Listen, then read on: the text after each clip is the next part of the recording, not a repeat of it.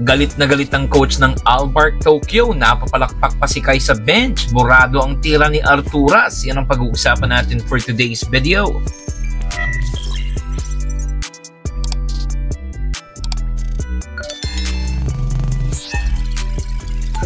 First game ng Koshigaya Alpas at ang bagong team ni Kai Soto sa B1 Division kontra sa Albark Tokyo.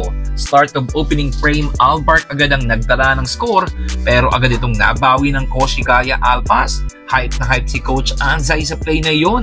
First foul of the game for Kaiju, sayang sobrang nipis ng tawag. Pero ito dapat yung mga iniiwasan ni Kai, yung mga konting sundot dahil tinatawagan talaga ito dito sa B-League. Kaiju aggressively attacking the paint, buti na lang at natawagan ng foul. 1 out of 2 si Kaiju dyan, munti ka na at buti na lang ay hindi si Kai ang natawagan ng foul, kung hindi, pangalawa niya na yan at maaga na naman siyang magpapahinga. Mabagal ang movement ng bola for Koshigaya at bihira makakuha ng pasa si Kai kahit hinihingi niya na ito sa post. Kai Soto wide open sa 3-point line kaso nag-hesitate. Sayang, yung mga ganitong opportunity ay dapat tinitake advantage na niya.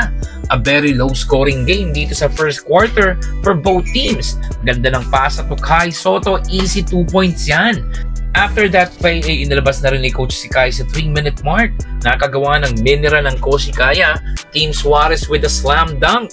Saglit lang ipinahinga ni Coach si Kaiju at balik ulit ito with a minute and a half remaining sa first quarter. Ganda na ng posisyon ni Kai pero hindi pa rin ibinigay ang bola. 16-15 lamang ang Albark sa pagtatapos ng first quarter. Start of second period, hindi pa rin pinapasahan sa poste si Kaiju ng kanilang mga gwardya.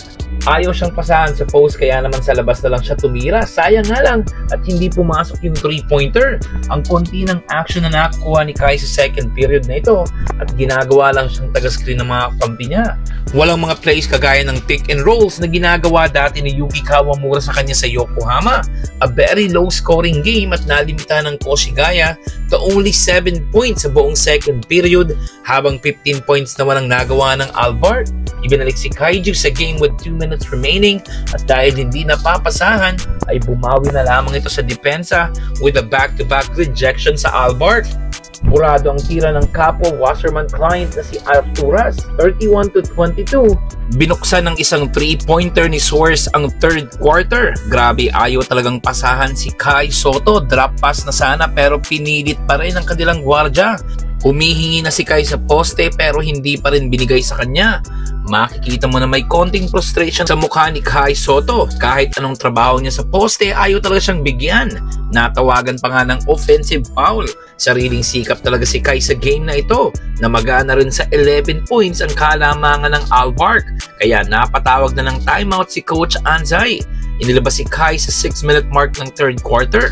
Kontrolado ng Albark ang laro sa pagtatapos ng third period. Fourth and final period, tuluyan ang namaga ang kalamangan ng home team na Albark Tokyo sa 20 points with 2 minutes remaining. Inilabas na rin si Kai Soto para iwas injury na rin at maghanda sa game bukas. Kaiju played a total of 26 minutes with 3 points, 8 rebounds at 2 block shots.